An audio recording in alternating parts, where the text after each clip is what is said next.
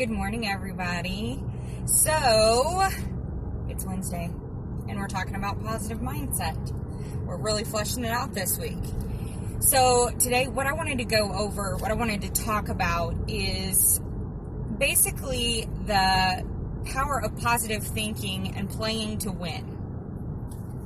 What I mean by playing to win is in our lives, we want to always be playing for the objective. When you play a game, you're playing to win that game. But sometimes we put doubt in our minds.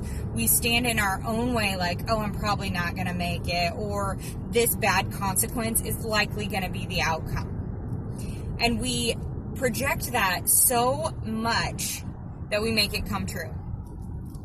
I have a theater degree, and I used to have a director who would yell from the back of the theater when we would be running through a scene or rehearsing. He would say, "Stop, you're playing to lose. Stop playing to lose." And for the longest time I was like, I don't know what he means, but he meant you're not playing like you really want the thing that you want. And people who are successful, they know that there are bad consequences. They know that it could not turn out right. But despite that, they keep going. They play to win.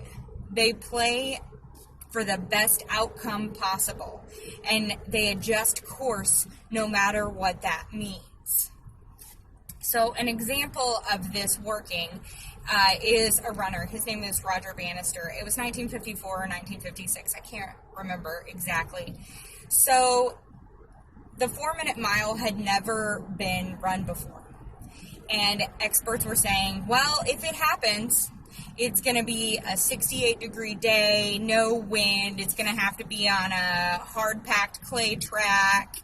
And there's going to have to be a ton of people there cheering this person on. That's the only way that this is achievable. So because they had laid that out there, no one ran a 4-minute mile. No one ran it. So Roger Bannister did not train conventionally, and he did not submerge himself in that kind of thinking. He didn't listen to that kind of thinking. And the day that he ran a 4-minute mile, it was cold, it was rainy, there weren't that many people there. There were people there, but there weren't the masses that they said were going to have to be there. And Roger got out there and pumped his little legs and ran a 4-minute mile and was like, I don't need you to tell me what I can do. I don't need you to stand in my way and tell me how to think and tell me what I'm capable of.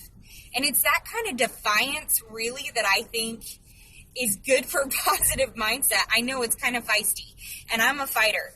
And maybe you're not. You don't have to be feisty to have that kind of rebellious streak in you. I mean, positive thinking really is rebellious thinking because you're wired to not think that way. Every day you're hammered with bad news. You turn on the news. You turn on the radio. You're hammered with this bad news. Be a rebel. Be a rebel. Think positively. Think you can take over the world. I think you can. I really do think you can. But I want you to play to win. I want you to think how you need to think. You make the world work for you. It's not going to bend itself for you, so you bend it to your will. That is a really key component of a positive mindset. Believe for yourself. You've got to first believe for yourself. And I want you to dream big. I don't want you to dream small. Don't waste your time doing that. The reason we are so capable of these daydreams that we have and all the things that run through our incredibly complex and powerful minds is because we are capable of doing it. And I want you to not waste your time with small dreams and worrying about the negative that might happen. I want you to give it a glance. Understand that I am not telling you to not be prudent. I want you to give it a glance, but then I want you to know that your will can overcome. And I want you to know that your will can withstand a negative outcome. And your positive mindset will. Because you are powerful. You are intentional. You are you. Okay? Like, share, subscribe to Life with Mandy Jane. I love you guys so much. Have a good day.